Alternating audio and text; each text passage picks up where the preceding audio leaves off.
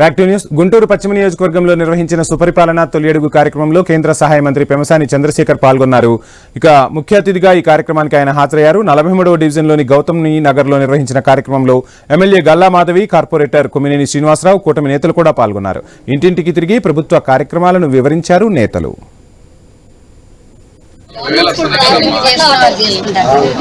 చేసుకొని మందు కాకుండా జాగ్రత్త చేసుకుంటే సరిపోతాయి కదమ్మా.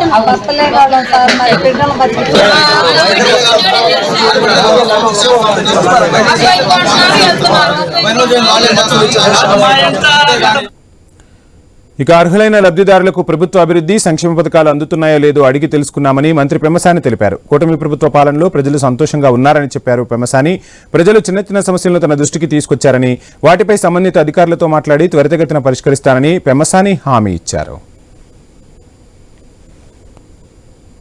ఇంటింటికి వెళ్ళి ప్రజల్ని ఏ విధంగా సంతృప్తిపరచగలుగుతున్నాం, వారికి కోరికలు ఏమున్నాయి, సమస్యలు ఏమున్నాయని తెలుసుకోవడానికి చాలా ఇళ్ళు తిరిగాం.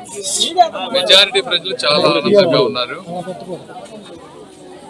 ఒకటి సంక్షేమం, రెండోది అభివృద్ధి, రెండు కళ్ళ ముందు కనిపిస్తా ఉంది. సంక్షేమం వచ్చినప్పటికీ 4,000 రూపాయలు పెన్షన్ అనేది కొంతమందికి అదే మెయిన్ జీవనాధారం.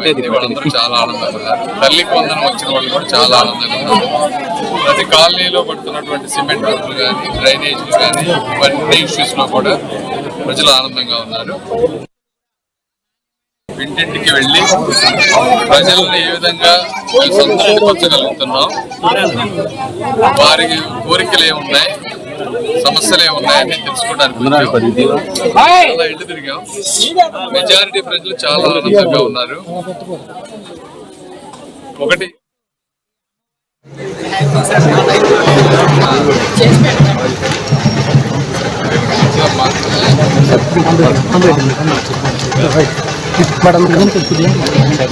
చూడమ్మా,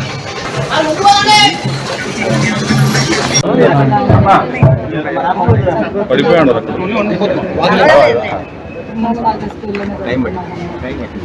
మీకు తల్లికి వందనం.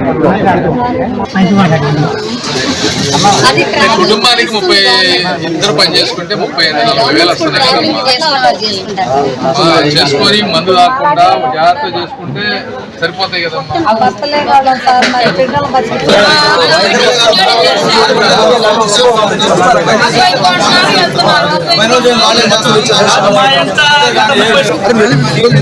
వెనకెళ్ళి